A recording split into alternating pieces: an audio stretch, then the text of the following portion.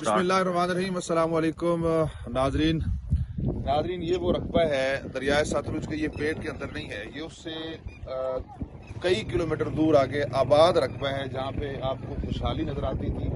अगर वो कैमरामैन दिखाए वो घर खड़े हैं, और इसके साथ ये पीछे पूरी एक बस्ती है मियां नईम खान साड़ू की, और ये वो दोस्त हैं। आइए जी, ये कल हमने तकरीबन सुबह वीडियो बनाई थी और उसको फेसबुक पे लगाया था। अपनी साफी बरादरी से गुजारिश की थी कि ऐसी मिंशनाबाद ज़िली इंतजामिया बहावल नगर और रेस्क्यू टीमें यहाँ पहुंचे।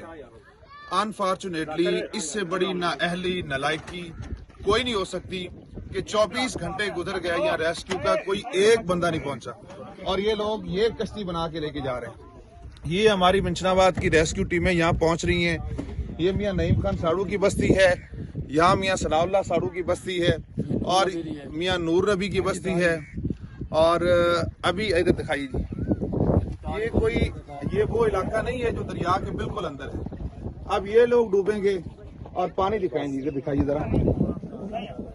एसी साहब, आप मेहरबानी फरमाएं, आप एमएनए और एमपीए की सिफारिशों पे उनके जो लोग हैं वहां जरूर पहुंचें, लेकिन इन गरीब लोगों का भी ख्याल करें। और परसों से हम ये कह रहे हैं आपसे, कल हमने वीडियो लगाई है सोशल मीडिया पे, मिंशनाबाद के, मिकलोडगंज के, भावल नगर के सारे साफी देख रहे हैं। डीसी साहब किसी एक बांध को बांधने में मसरूफ हैं, और ये हजारों एकड़ फसल जो है, ये सारा पानी, ये सब हजारों एकड़ फसलें तबाह हो चुकी हैं।